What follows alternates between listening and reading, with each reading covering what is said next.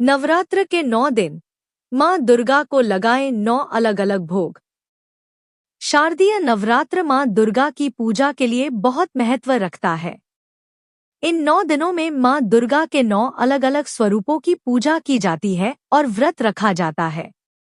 ऐसी मान्यता है कि इन 9 दिनों में माँ को उनके प्रिय भोग लगाने से वे प्रसन्न होती हैं और अपने भक्तों की सभी मनोकामनाओं को पूरी करती हैं।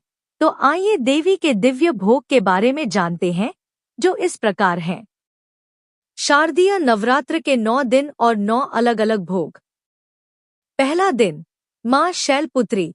इस दिन माँ दुर्गा के पहले स्वरूप माँ शैलपुत्री की पूजा होती है। उन्हें गाय के घी का भोग लगाना शुभ माना जाता है। इससे रोग और कष्ट दूर होते हैं। दूसरा दिन, माँ ब्रह्मचारिणी। माँ ब्रह्मचारिणी को मिश्री का भोग लगाया जाता है।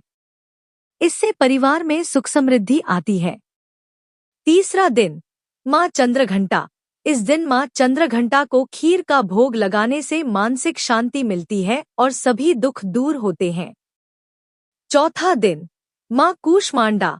माँ कूष्मांडा को मालपुआ का भोग लगाना चाहिए। इससे देवी खुश होती हैं और जीवन के सभी दुखों का नाश करती हैं। पांचवा दिन, माँ स्कंदमाता। माँ स्कंदमाता को केले का भोग लगाया जाता है। इससे सेहत अच्छी रहती है और जीवन में सकारात्मक ऊर्जा आती है। छठा दिन, माँ कात्यायनी। माँ कात्यायनी को शहद का भोग लगाना चाहिए। इससे साधक की आकर्षण शक्ति बढ़ती है और रिश्ते मधुर होते हैं। सातवां दिन, माँ कालरात्रि। इस दिन माँ कालरात्रि की पूजा होती है। उन्हें गुड़ या गुड़ से बनी चीजों का भोग लगाएं। इससे नकारात्मक शक्तियां दूर होती हैं और भय से मुक्ति मिलती है। आठवां दिन, माँ महागौरी। माँ महागौरी को नारियल का भोग लगाना बहुत शुभ होता है। इससे संतान से जुड़ी समस्याएं दूर होती हैं। नौवां दिन, माँ सिद्धिदात्री। शारदीय नवरात्र के अंतिम दिन माँ सिद्धिदात्री को तिल का भोग लगाएं।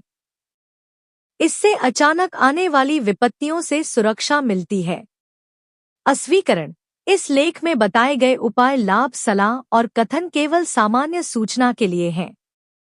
दर्शकों से अनुरोध है कि लेख को अंतिम सत्य अथवा दावा न माने एवं अपने विवेक का उपयोग करें।